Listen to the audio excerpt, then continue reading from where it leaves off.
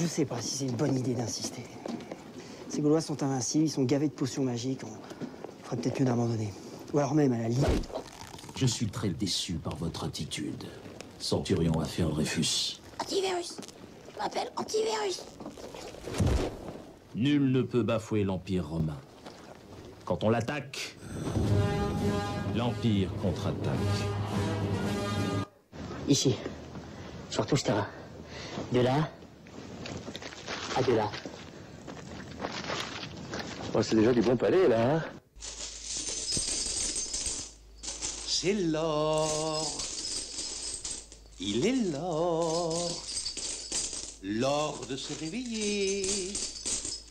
Monseigneur, il est 8 heures. Oui, oui, oui.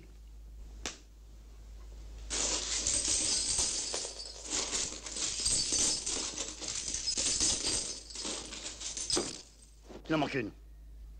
Vous êtes sort? Tout à fait sort. Ah, ben ça alors. Regardez sous le lit. C'est là. Elle est là.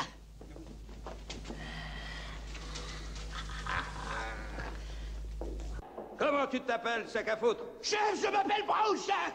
Mon cul, à partir de maintenant, tu t'appelles Blanche-Neige. Est-ce que ça te plaît, ce nom-là? Chef, oui, chef. Et vous êtes qui, monsieur? Je suis qui, bien sûr, très marrant. Ça va continuer longtemps, ce petit jeu? Je suis qui, mais enfin, oh, vous m'avez regardé, non? Ben vous êtes qui? Ben on sait Enfin, pas. vous foutez de moi? Hé, t'as de la chance que je vienne pas jusqu'à ton studio pour te péter la gueule. Je suis François le Français, mince. Je vais le faire moi-même. Il s'appelle Juste Leblanc. Ah bon, il a pas de prénom? Je viens de vous le dire, Juste Leblanc. Leblanc, c'est son nom, et c'est Juste son prénom. Monsieur Pignon, votre prénom à vous, c'est François, c'est juste? Oui. Eh bien, lui, c'est pareil, c'est juste. Non. Donnez-moi un chocolat. Pas de bras, pas de chocolat. C'est une vanne, hein? Oh, je déconne. Ah, c'est une blague. Ben oui, c'est une blague. Ah, c'est une blague. Elle est bien, quand même. Très bonne, c'est une très bonne blague. C'est une vanne connue. Pas de bras, pas de chocolat, mais avec vous. Allez, Elle est chambée. une bonne blague. Foutu en l'air. Je sais pas si me retient de te casser la gueule, tiens. La trouille, non? Ouais, ça doit être ça, allez, on rentre. Mon Dieu, mais qu'est-ce que vous faites là-haut, vous? Je suis dans mon pays. Je vais où je veux.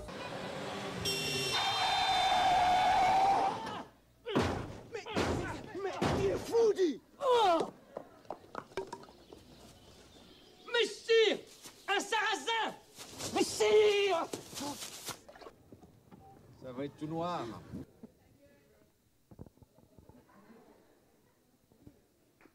On pourrait presque dire un dessinateur historique. Vous les avez tous fréquentés, les De Gaulle, les Pompidou, les Giscard. Maintenant, c'était Sarkozy, le prochain, on ne sait pas. C'est vrai. Hein, mais il sera toujours bon à caricaturer, quel qu'il soit. Écoutez, on le regrettera en tant que gagman, c'est tout. Hein. Vous parlez de Sarkozy, là, oui, bien Sarkozy, sûr. on n'en a jamais connu un comme ça qui nous a donné une idée par jour. C'est-à-dire qu'il était facile à caricaturer. Enfin, j'en parle Oui, au passé, oui. on peut en parler au présent. Il est facile à caricaturer. Oui, il y a de la marge, si vous voulez. Tout le monde, tous les dessinateurs ont leur Sarkozy et on peut le reconnaître facilement. Oui, oui. Alors, évidemment, le Canard enchaîné, j'ai dit Charlie Hebdo, et puis évidemment, votre regard sur le monde, sur la société. Et puis là, un livre qui interroge, peut-on rire encore de tout? Oui, parce que c'est une réponse, on me le demande souvent et on entend tout le temps ça. Et moi, je dis oui, on peut encore rire de tout.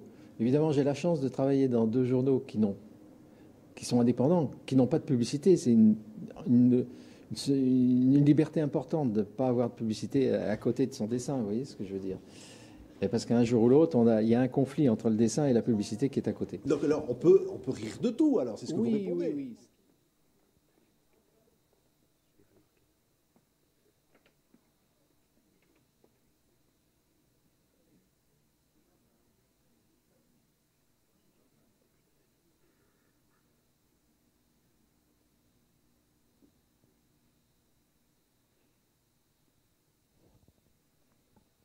Bonjour.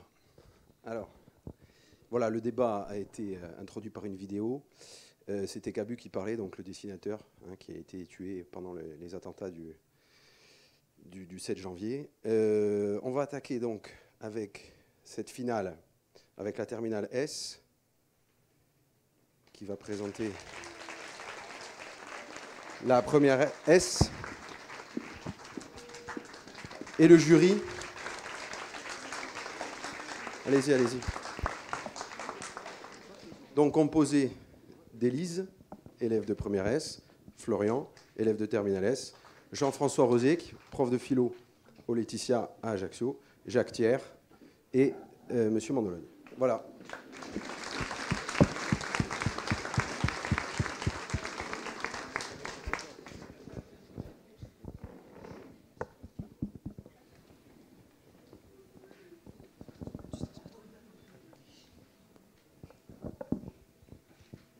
Bonjour à tous, bonjour à toutes. Peut-on rire de tout? D'abord, qu'est-ce que c'est que rire? Rire, c'est s'amuser ou se divertir sans plus d'intention sérieuse que celle de se sentir bien. Le rire n'est donc pas à confondre avec la moquerie, qui est, elle, s'amuser de quelque chose ou de quelqu'un. La nuance peut ainsi paraître faible, mais la frontière est bien existante entre le rire et la moquerie. Dans le rire, on ne fait que s'exprimer sur une idée, sur une façon de penser ou une manière d'agir, en aucun cas sur son auteur, comme le fait la moquerie. Pourquoi ne pourrait-on pas alors rire de tout? Cela représenterait-il un crime? Si rire, c'est bien exprimer son opinion sur une autre idée, qui n'est pas un sujet de droit, puisqu'une idée, il n'y a pas de victime. C'est donc un faux crime, il n'y a pas de crime sans victime. Nous pouvons a priori penser que l'on peut rire de tout. Distinguons à présent le rire comme le distingue Joël Kotek, professeur de sciences politiques. Selon lui, on peut rire de tout si l'on n'oublie jamais que rire dépend de l'intention. Si l'intention est de se moquer, je n'ai même pas besoin d'en parler, ce n'est pas du rire. Et si c'était dans l'intention réelle de faire rire, peut-on interdire quelqu'un d'essayer de faire rire une autre personne? Non. Ainsi, si l'intention est bien de provoquer le rire, on peut rire de tout. Et de plus, puisque rire, comme parler, c'est avant tout s'exprimer, n'aurait-on pas le droit de s'exprimer et de porter un jugement sur tout? D'autant que l'on ne demande à personne de rire avec nous, ou même de penser comme nous. Dire que l'on ne peut pas rire de tout serait donc contraire à la liberté d'expression dont nous disposons et pour laquelle nous nous battons chaque jour, encore aujourd'hui. Et si l'on doit commencer à imposer des limites au rire, et par conséquent à l'expression la plus naturelle de nos sentiments, n'est-ce pas un début de totalitarisme? Nous répondrons ainsi que rire de tout, sans l'intention de se moquer, est un droit essentiel et que l'on doit pouvoir rire de tout pour que perdurent les valeurs de la souveraineté du peuple.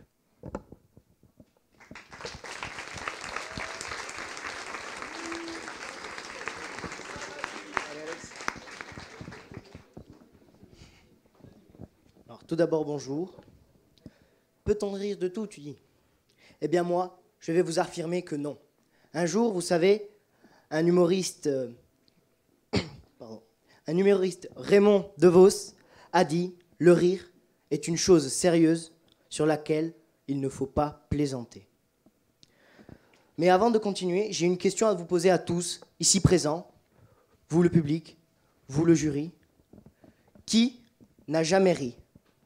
Que la personne qui n'a jamais eu un fou rire de toute sa vie se lève maintenant ou se taise à jamais.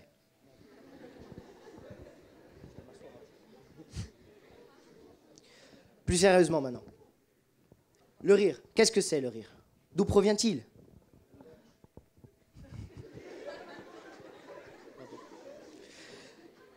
Eh bien, je vais vous le dire. Le rire, c'est tout simplement un réflexe qui exprime un sentiment de gaieté, de joie et même d'amusement. Mais bien sûr, il y a plusieurs sortes de rire, qui ne répondent malheureusement pas tous de cette même définition. Il y a tout d'abord le rire risette, léger étirement des lèvres. Il y a aussi le rire délirant, qui agite tout le corps de façon saccadée, d'un courant de folie ardue à réprimer. Mais Il y a aussi le rire sarcastique. Il y a aussi le rire embarrassé, sous cape, plus connu sous le nom de rire jaune. Celui-ci intervient lorsque vous ne comprenez pas une blague ou alors que quelqu'un vous blesse et vous vous sentez donc humilié. À ce moment-là, vous ne riez plus. Vous faites semblant, vous imitez le rire. Et c'est dans ce cas présent que le rire perd tout son sens. Et cela devient donc immoral. Si nous résumons, cela veut dire que le rire n'est juste une question de ton, de lieu, de public et de contexte.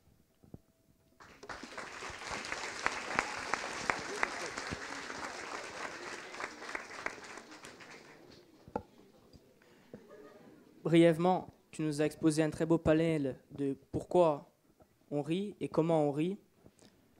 Et tu viens de nous le dire, on rit de façon naturelle et spontanée. On ne décide pas de sourire, on ne décide pas d'avoir un fou rire, puisque tu l'as demandé. Et en quoi devrions-nous nous ôter de ce pouvoir naturel qui est de rire et inéluctable? Si quelqu'un nous fait rire, qu'est-ce qui t'empêche de rire? Dis-le-moi.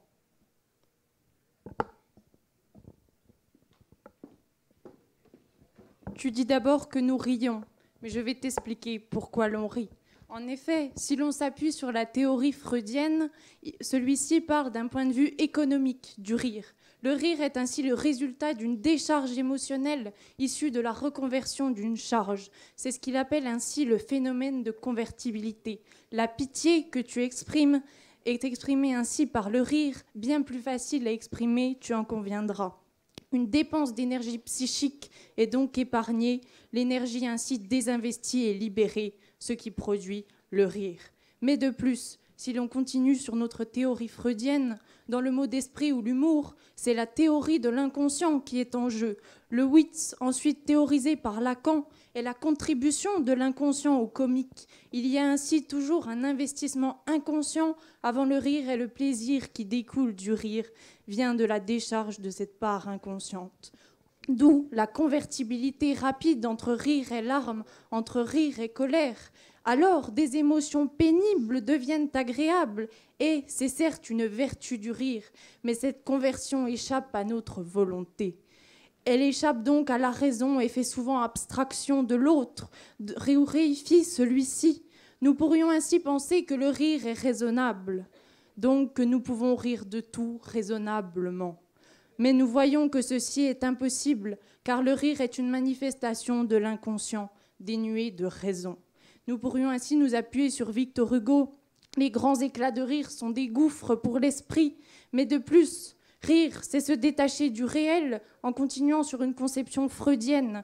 Il y a ainsi allègement, comme il le théorise. La charge de sérieux de la vraie vie est donc atténuée. C'est le coefficient de réalité qui fait ici obstacle au comique en réinvestissant l'affect. Le rire ne peut donc être maintenu que s'il s'agit d'une impression et non d'une certitude. L'inquiétante étrangeté est ainsi abolie chaque fois que l'on arrive à poser un monde à part, fictif, dans lequel tout est anormal et extraordinaire. On ne peut donc pas rire de tout, car c'est le moment fictif qui rend possible le désinvestissement de l'affect et sa libération. Si cet instant est trop réel, nous ne participerons pas au rire. On ne peut donc pas rire de tout et avec tout le monde, car l'imaginaire des uns n'est pas l'imaginaire des autres. L'imaginaire participant d'une construction culturelle, le rire n'est pas universel. Et comme le disait Spinoza, il ne faut pas outrepasser la dignité de la personne. Car en effet, le rire n'est pas universel, mais culturel, car le tout est différent pour chacun. Merci.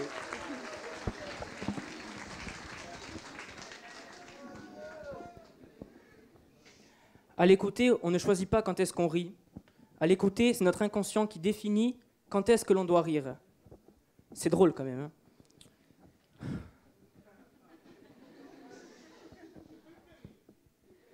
Oui, on ne décide pas quand est-ce que l'on rit ni pourquoi, c'est inconscient, si tu veux. Et puisque Victor Hugo a dit que rire, c'était un gouffre, moi je vais citer quelqu'un d'autre. Rabelais dit « Le rire est propre à l'homme ». La démocratie sont les droits de l'homme. Le propre de la démocratie est donc de constituer du droit de pouvoir rire de tout. Rire, c'est essentiellement s'exprimer. Dès le plus jeune âge, nos convictions passent par le rire. Nous nous exprimons entièrement par le rire. Encore aujourd'hui, nous rions parce que nous savons ce que nous pensons et nous savons ce que nous ne voulons pas accepter. Le rire est une désacralisation. Si nous ne pouvons pas rire, nous ne pouvons pas exprimer totalement nos sentiments. Et si nous procédons par l'absurde, si nous ne pouvons pas rire de tout, comme ils le disent, nous ne pourrions pas exprimer nos opinions sur tout, puisque le rire est avant tout l'expression de nos sentiments les plus profonds. Si nous ne pouvons pas nous exprimer sur tout ce que nous pensons, où est la liberté d'expression? Où est la démocratie? La démocratie, ainsi que le définit excusez-moi, Alain Benoist, c'est l'indivisibilité du peuple et de ses opinions. Je vais me faire comprendre tout de suite. Si l'on commence à dire que l'on ne peut pas rire de quelque chose, c'est qu'on souhaite oppresser une vision ou la façon de penser de quelqu'un. C'est le début d'un totalitarisme. Si l'on veut contraindre quelqu'un à ne pas rire de quelque chose, on lui ôte sa liberté essentielle et nécessaire de pouvoir penser ce qu'il veut. Or, la démocratie et les droits de l'homme sont fondés sur le fait que tout le monde peut dire ce qu'il pense sans réfléchir à ce que les autres pourront penser de ce qu'il va dire, sans pour autant oublier que ce qu'il dit, c'est lui et lui-même. Ne pas rire de tout, c'est donc ne pas être soi.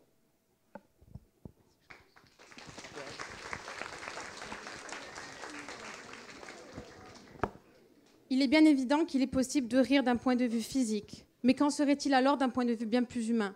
Si l'on se réfère aux articles de la Déclaration des droits de l'homme et du citoyen, je cite, article 1er, « Tous les êtres humains naissent libres et égaux en dignité et en droit ». Oui, l'article 19 dit que tout individu a droit à la liberté d'expression et d'opinion.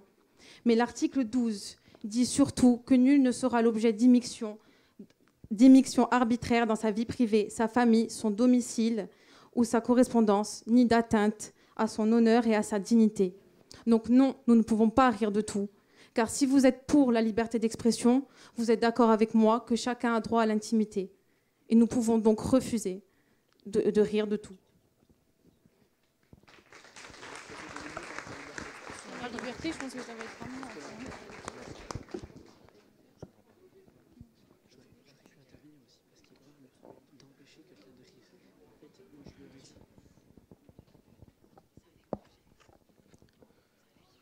Ça marche? Donc, ce que vous dites là, c'est que vous posez des limites à la liberté d'expression. Donc, en riant, en disant que nous ne pouvons pas rire de tout, vous dites donc que... Je sais pas. Excusez-moi, excusez-le, on s'est mal fait comprendre. Vous nous dites que vous pouvez et nous devons poser des limites à notre liberté d'expression. Vous dites que nous devons poser des limites à la liberté. Dois-je vous rappeler que les seules limites de la liberté sont celles, et uniquement celles, qui font que nous ne blessons pas autrui. Or, si nous nous attaquons, non pas à la personne, mais juste à sa façon de penser, où est le problème? Puisque je vous rappelle, je veux que vous le tolériez, que l'on peut rire de tout. On ne vous demande pas d'accepter l'idée que l'on rit de tout. C'est là toute la nuance. Je peux rire de tout, je peux exprimer mes propos sur ce que je veux, vous êtes libre de ne pas les accepter, mais en aucun cas de me dire que je n'ai pas le droit de le faire.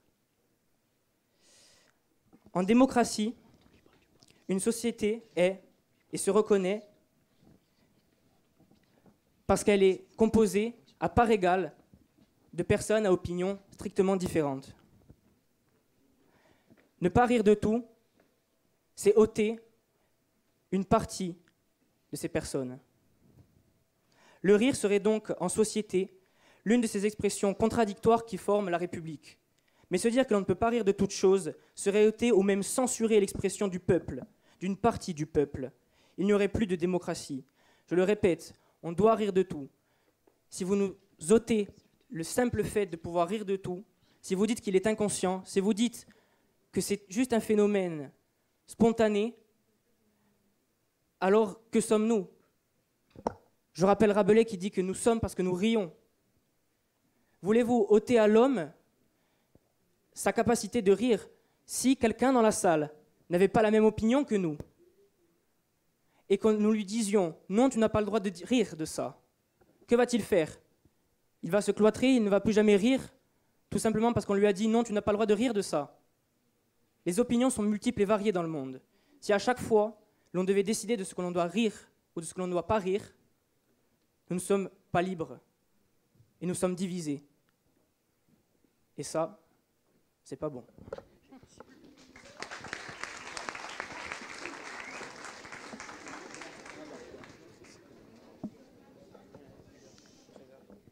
Tu parles de liberté et tu as bien raison.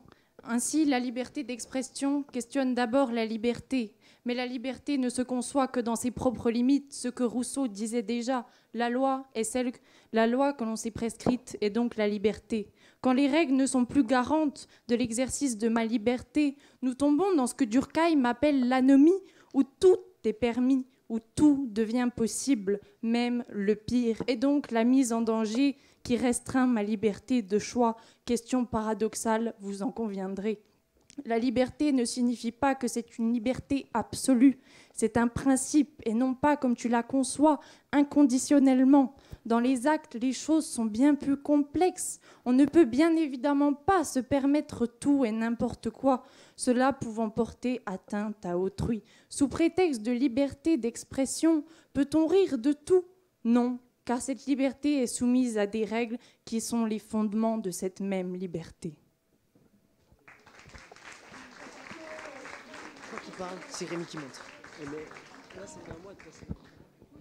C'est très poétique, mais je ne comprends pas en quoi ce que tu dis affirme qu'on ne peut pas rire de tout. Où il n'y a pas d'humour, il n'y a pas d'humanité, dit Ionesco. Ne pas autoriser de rire de tout, c'est nous ôter d'une part de notre humanité. Pouvons-nous ne pas être humains? Je voudrais tout de même, puisque tes discours sont relativement longs et compliqués, comprendre, sans que tu te caches derrière les façades de philosophes et de leurs pensées, pourquoi on ne peut pas rire de tout.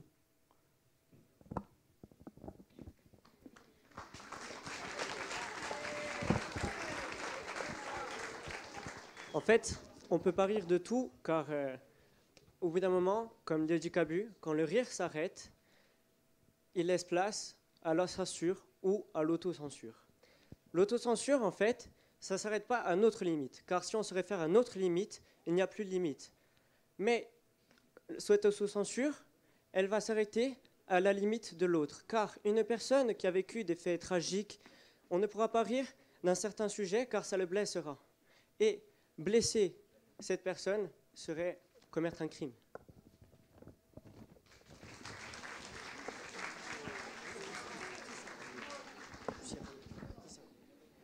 Si tu blesses une personne, tu ne ris pas, tu te moques d'elle. Le sujet n'est pas peut-on se moquer de tout. Et à titre d'exemple, je vais donner la chose la plus frustrante. La question la suivante, peut-on rire de la mort? A priori, vous direz non. Mais savez-vous de quoi vous riez lorsque je dis pouvez-vous rire de la mort? Pour imaginer mes propos, je veux que vous pensiez à cette ombre noire avec une faucille. Vous voyez, c'est d'elle qu'on se moque. Hein. Ce n'est pas des personnes défuntes, je vous l'assure. Pierre Desproges dit « Au reste, est-ce qu'elle se gêne, elle, la mort, pour rire de nous? Est-ce qu'elle ne pratique pas l'humour noir, elle, la mort? » Si nous reprenons la tragédie de ce début d'année, et que nous regardons plus attentivement les caricatures qui ont été faites de la mort des dessinateurs de Charlie Hebdo, est-ce qu'on se moque d'eux ou est-ce qu'on se moque de la mort et des auteurs de ces crimes? Je vous affirme que l'on peut rire de tout et l'on doit rire de tout pour désacraliser et pour s'alléger. Oui, on peut rire de tout et en aucun cas ce que vous dites ne dit le contraire. C'est flagrant.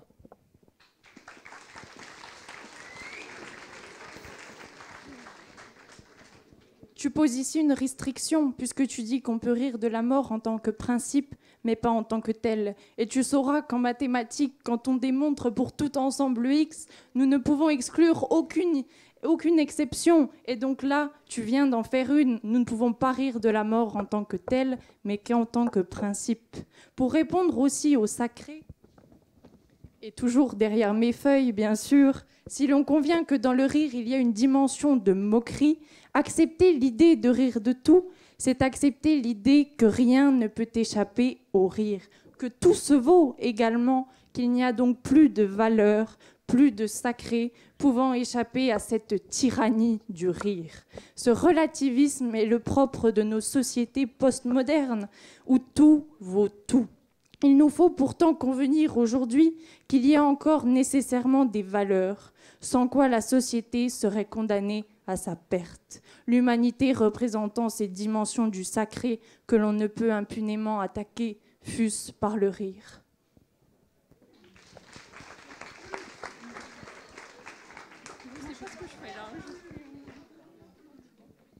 Un terminal scientifique se fait reprendre en mathématiques par une ES, économique et sociale. Je ne le tolère pas.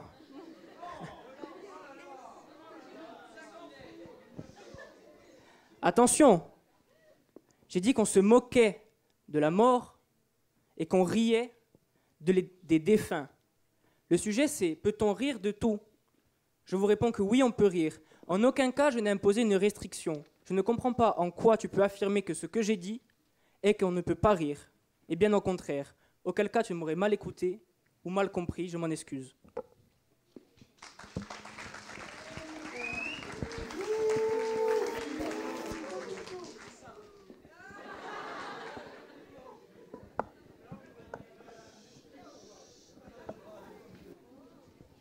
Tu dis que le rire est toujours un des principaux signes de la joie, comme le disait Descartes, en effet. Mais si l'on se réfère à Baudelaire, le rire est profondément satanique. Ou Aristote, par exemple, la plaisanterie est une injure pleine d'esprit, et cette injure est la disgrâce d'autrui pour notre propre divertissement. Nous pourrions encore ajouter, afin d'appuyer cette idée, le style commun de notre rire est toujours la dérision et le mépris, selon Joubert. Alors non, tu ne peux pas savoir si le rire est joie ou dérision, car je te le rappelle, il est inconscient et tu ne sais pas de quoi tu ris.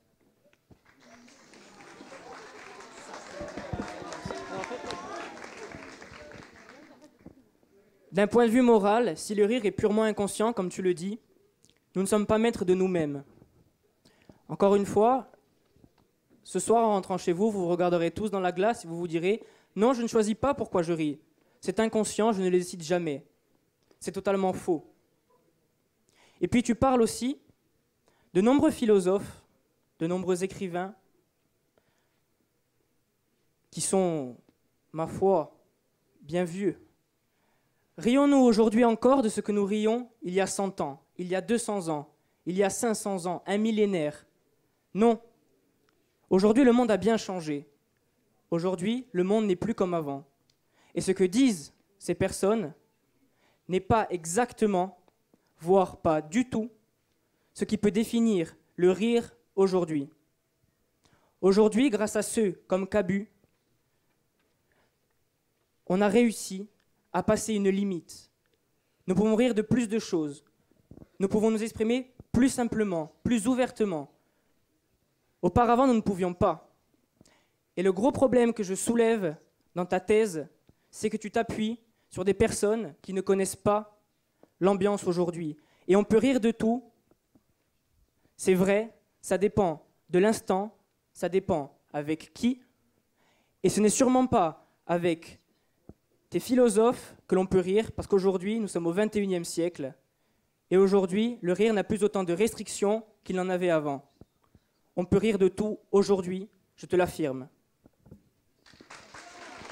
rentres et tu dis la question n'est pas rire de tout aujourd'hui. Tu parles des conséquences.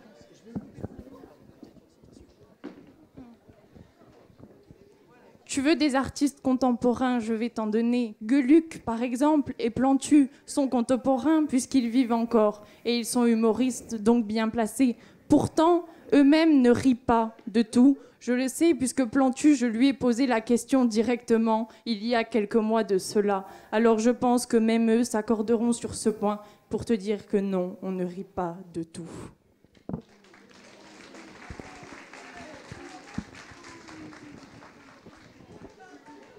J'ai moi eu aussi le plaisir de rencontrer Plantu il y a quelques mois. Bizarrement, il ne m'a pas dit exactement la même chose. Il m'a dit que oui, on avait le droit de rire de tout, et qu'on devait rire de tout, mais qu'aujourd'hui, on nous l'empêchait. Et c'est bien différent, parce qu'on peut rire de tout, mais est-ce que nous voulons le faire? Est-ce que l'on décide absolument, tout le temps, de ce que l'on veut faire pour rire? Non. Nous sommes bien d'accord. Je m'explique. On peut rire de tout, mais nous pouvons décider à n'importe quel moment de ne pas rire. Ce que tu me dis, c'est qu'il y a des limites au rire. C'est qu'il y a des limites à l'expression de nos sentiments. Et ça m'insupporte. C'est ce que j'ai déjà dit. Remonte.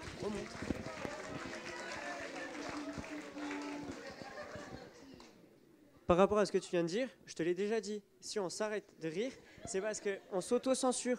C'est par rapport à la limite de l'autre. Nous, on n'a pas de limite. Donc on s'auto-censure au bout d'un moment. On ne peut pas rire de tous les sujets avec n'importe qui.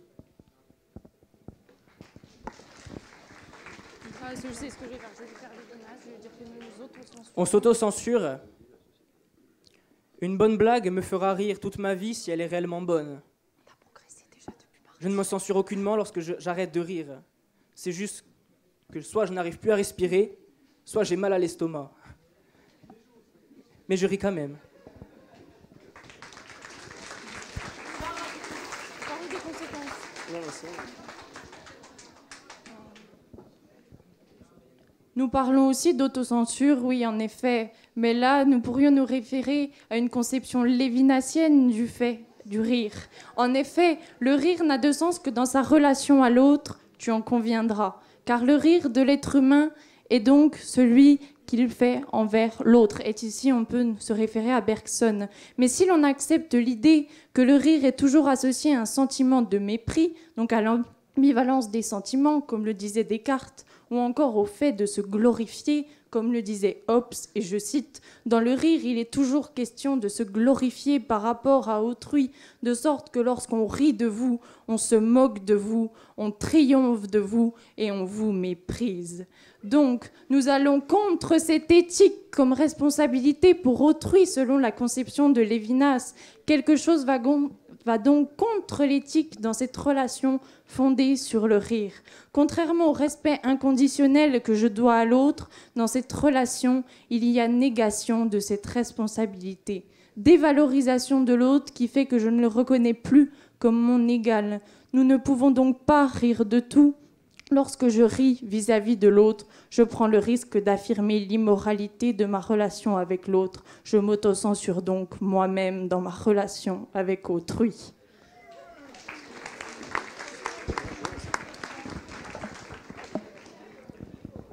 Merci à mes professeurs d'avoir passé la vidéo, il y a de cela peu de temps, d'Intouchable. Lorsqu'Omar Sy dit « pas de bras, pas de chocolat », à un tétraplégique, c'était pour se moquer ou pour rire? Tu poses trop de limites arbitraires à ce qu'est de rire. C'est trop subjectif pour en dessiner les frontières. Il n'y a pas de frontières. Il faut que tu comprennes, il faut que vous compreniez tous aujourd'hui qu'heureusement, on peut rire de tout, encore. Il y a une différence en ce que tu dis entre se moquer et entre rire. Je t'affirme que l'on peut rire, et toi, tu veux me prouver par des moyens détournés que l'on n'a pas le droit de se moquer. Mais rire n'est pas tout le temps se moquer. On peut s'excuser Et tout dépend, comme je l'ai dit encore tout à l'heure, de l'intention. Si je n'ai pas l'intention de me moquer, mais que toutefois je blesse, est-ce que c'est réellement ma faute? Non, je m'excuse. Si on se moque et que l'on fait exprès, qu'il y a intention de vouloir blesser, et puisque le rire, c'est se faire plaisir, on prendrait du plaisir à blesser les gens. Ce n'est pas du rire, c'est du harcèlement, c'est de la méchanceté.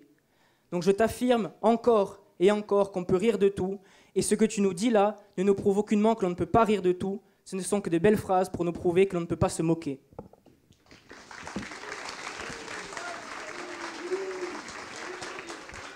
Donc déjà, d'une, permets-moi de te corriger sur ton français, on ne s'excuse pas soi-même. Bref, passons. Tu dis que le rire et la moquerie sont totalement différents. Mais à un autre moment, tu parles de la moquerie qui n'est pas tout le temps du rire. Donc, par conséquent, tu dis que parfois elle l'est. Et c'est ça que nous t'affirmons depuis le début. On ne peut pas se moquer d'un point de vue moral, éthique. On ne peut pas se moquer des gens. C'est immoral. Ça réfère donc à ce que je te disais au début. Le rire n'est que contexte, lieu et public.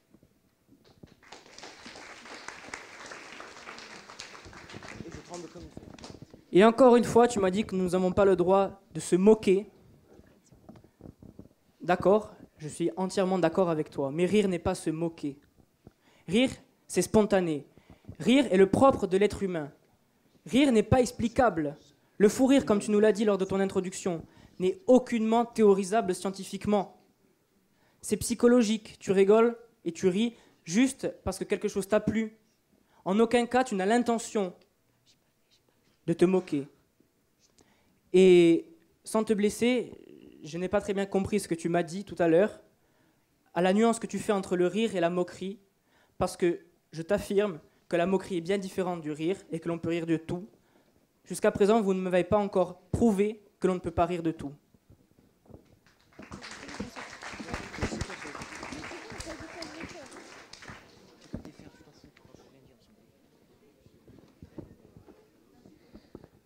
Lorsqu'on rit, il y a des conséquences. Par exemple, si on rit d'une civilisation ou d'une communauté, il y a des conséquences. Si on rit d'une seule personne et qu'on la blesse et que cette personne se révolte, les conséquences ne seront pas énormes. Il y aura juste une personne blessée.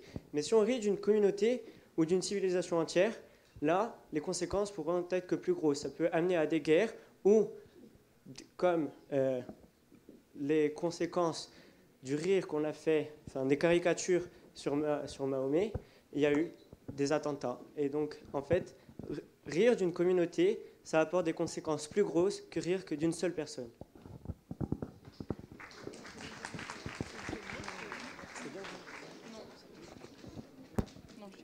Merci Rémi, nous n'avons pas de droit de rire d'une communauté.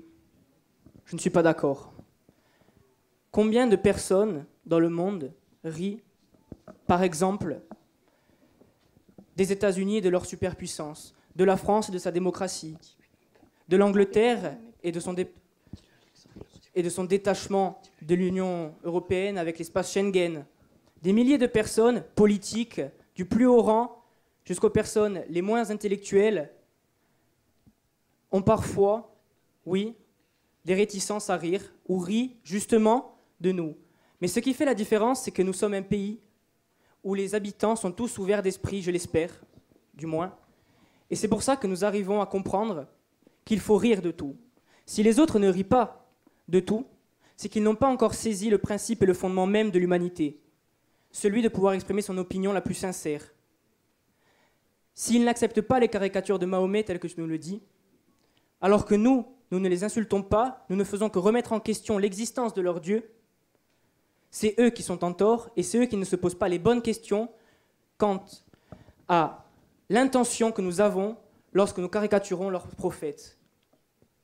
Nous pouvons rire de tout, nous pouvons ne pas être tolérés et ça c'est grave, puisque nous nous battons pour faire comprendre au monde que nous avons le droit d'exprimer nos sentiments, que nous avons le droit de rire de tout, et plus, nous devons rire de tout, parce que ça serait laisser en comble certaines opinions, et toutes les opinions sont importantes dans ce monde aujourd'hui, bien mondialisé, bien démocratique, et heureusement pour nous, aussi beau.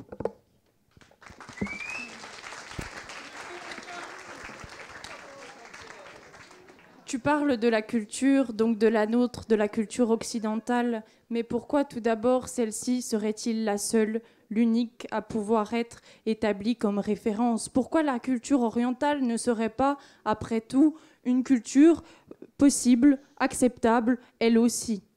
De plus, tu parles beaucoup de droit. Et là, nous pouvons bien sûr nous appuyer sur Kant et sur mes feuilles, bien sûr. La même idée peut donc être considérée d'un point de vue moral. En effet, si l'on se réfère à l'impératif catégorique de la morale kantienne, il y a des choses qu'on ne peut et qu'on ne doit pas faire vis-à-vis d'autrui, par rapport à des caractères propres à l'individu. Et j'aimerais vous citer cette maxime propre de l'impératif catégorique: agis de telle façon que tu traites l'humanité en toi-même et en autrui toujours comme une fin et jamais comme un moyen. Car en effet, nous ne pouvons accepter l'instrumentalisation d'autrui et sa réification qui conduirait à le considérer comme quelqu'un qui n'est plus humain.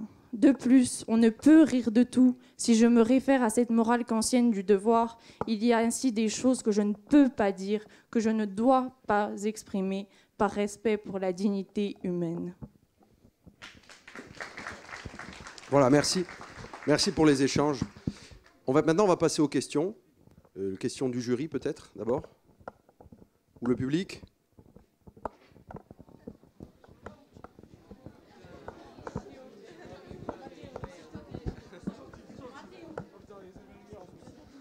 Alors Janice, tout à l'heure tu parlais de Lévinas. Qui est-il exactement? Peux-tu m'expliquer parce que je n'ai pas compris?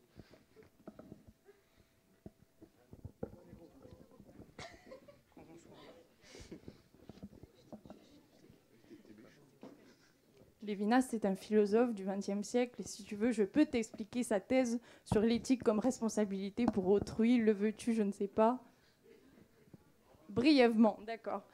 Pour Lévinas, en effet, ma rencontre avec l'autre est d'emblée éthique, car en effet, voir autrui, c'est tout d'abord voir son visage, qui est le lieu du dénuement le plus extrême, qui me renvoie donc à son inconsidentielle fragilité, encore une fois. Et donc, voir autrui, c'est voir la mort qui le vise, cette mort me renvoyant à ma propre mort. Je suis donc touchée de cette personne. Mais attention, cette rencontre n'est pas à prendre dans un sens phénoménologique. Je tisse en effet un réel lien social avec l'autre dans cette éthique comme responsabilité pour autrui. Je me dois donc d'être responsable de lui, comme de toute autre personne, et comme de l'humanité tout entière. Est-ce qu'il y a d'autres questions dans le public?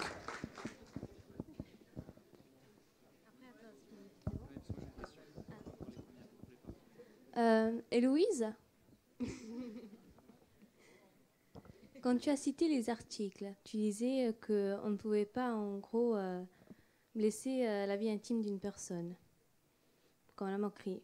Par contre, quand une personne rigole, quand elle rigole d'une chose, c'est propre à elle-même. Donc, si on dit qu'elle ne peut pas rigoler de tout, ne serait-ce pas contredire cet article? Excuse-moi, mais j'ai pas compris la fin. Pardon? J'ai pas entendu la fin. Donc, si tu prives une personne de rigoler de tout, et quand elle rigole, c'est propre à elle-même, c'est dans son intimité, ça ne va pas à l'encontre de l'article? Mais quand tu ris, tu dois penser aux conséquences. Oui, rire, c'est différent de se moquer, je suis d'accord avec toi. Mais la limite est très nuancée, on va dire. Quand tu ris, tu peux dépasser cette limite et blesser la personne que tu as en face de toi. Et maintenant, j'aimerais vous poser une question. Pouvons-nous rire de la différence? Oui, je m'auto-censure. Et peut-être que je vais... L'article ne va pas à l'encontre de ce que... Je suis libre de dire ce que je pense, mais avec une certaine limite, car je dois penser à la liberté de celui qui est en face de moi. Voilà, ça c'est mon avis après.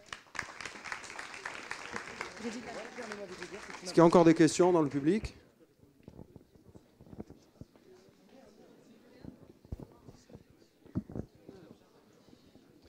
Bonjour. Alors moi j'ai une question, d'abord pour toi. Pourquoi tu n'as pas parlé par exemple du rire comme une arme contre la peur? Parce que par exemple, tu parles de notre monde à l'état actuel, et on est partagé entre la crainte, après les attentats du 7 janvier, justement, on est partagé entre la crainte et le rire. Parce qu'après tout, les personnes qui étaient là à Charlie Hebdo sont mortes pour que nous puissions rire. Et des gens ont encore mal interprété la couverture qui est arrivée juste après. Pourquoi ne pas avoir parlé de la peur aussi? Je n'ai pas saisi le début de ta question. Pourquoi ne peut-on pas rire de la peur? J'ai demandé pourquoi, dans ton argumentation, tu n'as pas parlé du rire étant une arme contre la peur. On me pose la question si on peut rire de tout. On ne me pose pas la question pourquoi doit-on rire de tout. Et ce que tu viens de dire, et je vais justement dans mon sens, si l'on doit utiliser le rire comme arme, c'est bien que l'on peut l'utiliser pour tout. Mais je suis d'accord avec toi. Je te demandais juste pourquoi dans ton argumentation, tu n'en as pas parlé. C'est tout. Ça ne m'avancerait pas à dire que le rire est une... Ouais, je vais reprendre la question. Ça ne m'avancerait pas de dire que le rire peut être une arme lorsqu'on me pose la question, est-ce que le rire est libre à tous? Surtout et essentiellement, je vais prendre Angelo Fortunato Formigini, un Italien, vous l'aurez sûrement deviné, nous dit que le rire rend fraternels et solidaires les hommes. Donc on peut certes l'utiliser comme une arme, celle qui va permettre d'unifier l'humanité. Et l'humour, il le dit, est la plus haute manifestation de la pensée philosophique. Donc non seulement on doit rire de tout, mais si l'on veut s'élever intellectuellement et comprendre les rouages et les mécaniques de notre monde sans tomber dans l'obscurantisme, nous devons rire de tout.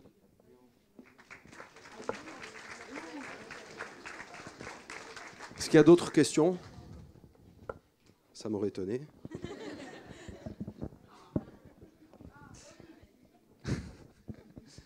Donc j'ai deux questions, je ne sais pas si vous pourrez les poser les deux. Oui. D'accord. Donc la première avec Raphaël, pour Raphaël, c'est tu fais une très grande différence entre rire et se moquer, mais est-ce que se moquer n'est pas un impératif? Enfin, quand on se moque, n'est-il pas l'impératif de rire à l'intérieur? Je ne pense pas nécessairement, puisque, comme le dit, et comme je l'ai dit encore, Kotek, c'est l'intention qui compte bien lorsque tu ris. La moquerie, c'est mal, certes, on le répète. Le rire, certes, implique une certaine part, comme l'a très bien dit l'autre groupe, de supériorité. Toutefois, il en reste que nous avons le droit d'exprimer nos opinions. C'est-à-dire que la moquerie est bien plus que le simple fait de rire. La moquerie est en même temps capable de blesser les gens.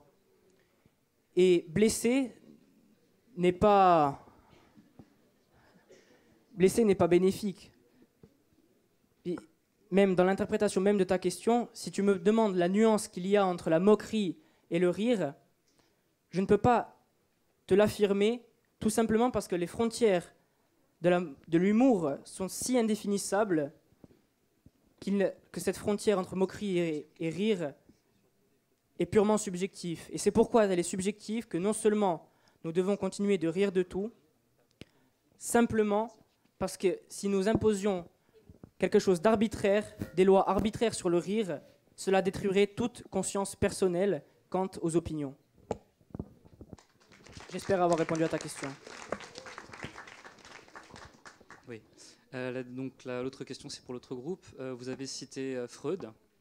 Mais ne pensez-vous pas que le rire permet d'aider à la guérison du patient?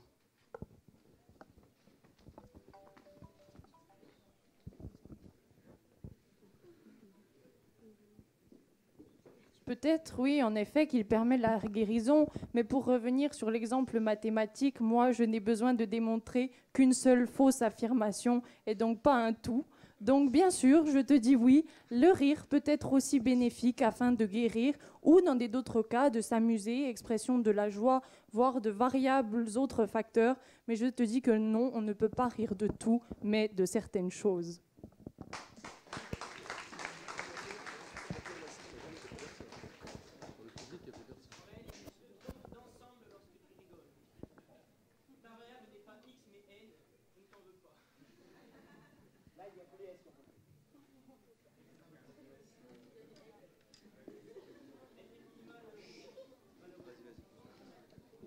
Bah justement, une question pour les S sur le... Il me semble que tu fais la différence entre rire et moquerie au regard de l'intention, c'est ça? Comment tu décèles l'intention de quelqu'un? Comment tu fais concrètement?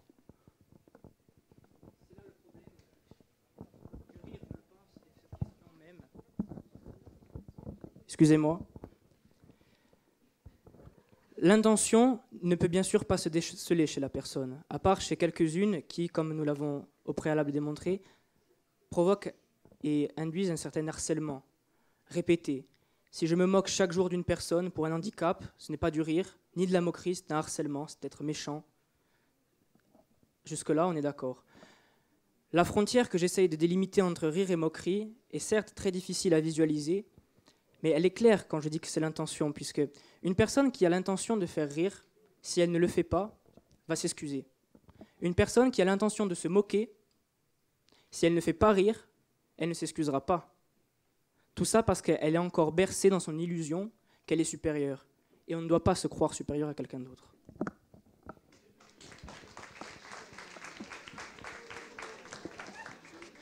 Est-ce qu'il y a des questions dans le public encore? Non? Dans le jury?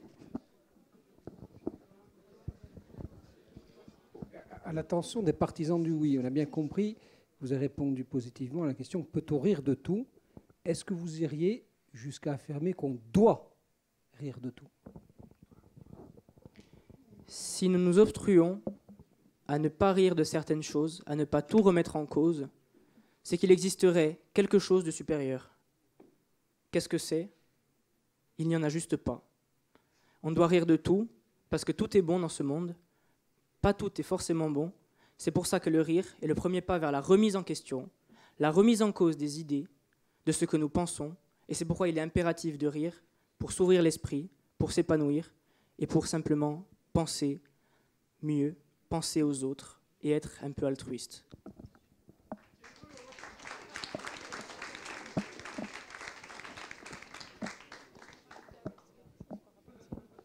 J'aimerais rajouter quelque chose à ton propos. Il y a eu une période au XXe siècle où l'on a beaucoup ri. Alors oui, vous me direz que c'était sûrement pendant les 30 Glorieuses. Je vous répondrai que non, c'était sous le Troisième Reich, c'était les nazis et on riait des Juifs. Alors oui, tout est bon, Raphaël. Même le Troisième Reich, les nazis et l'extermination des Juifs.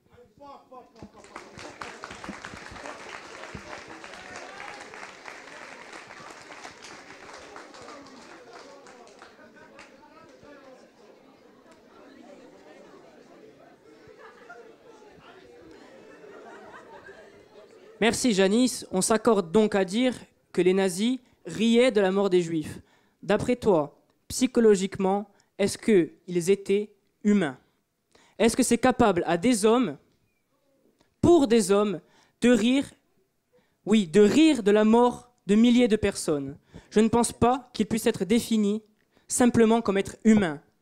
Ces genres de personnes, comme ceux qui les ont tués, comme ceux qui les ont forcés à rentrer dans ces douches, comme ceux qui les ont exterminés, ne sont plus des humains.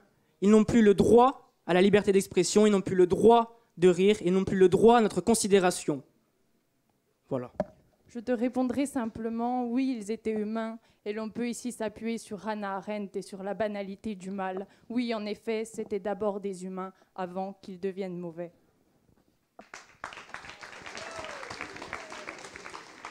Merci. On va passer à la délibération du jury, hein, et ensuite les résultats. S'il vous plaît. Je m'excuse parce qu'on ne s'excuse pas. On va passer aux résultats. Hein.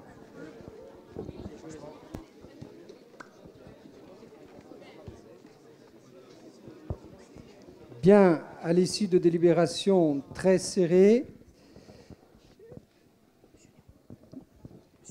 je voudrais déclarer vainqueur, non sans avoir remercié l'ensemble des équipes organisatrices, au premier rang desquelles les enseignants qui se sont beaucoup impliqués de leur enthousiasme, de leur générosité et de la plus-value qu'ils ne peuvent pas encore mesurer sur l'effet que vont avoir ces joutes, à la fois sur les élèves concernés, mais sur la dynamique de l'établissement. Donc, merci à tous, merci aussi au public qui s'est relativement bien tenu durant 1h15 de joutes verbales qui ont, je pense, enchanté à la fois le jury et, je l'espère, le public venu nombreux. Je déclare donc les résultats. Les premières S sont vainqueurs avec une moyenne, tenez-vous bien, de 16,41 et les terminales S donc sont malheureux finalistes avec une moyenne de 16,27. C'est dire la qualité des débats. Merci et bravo vainqueurs.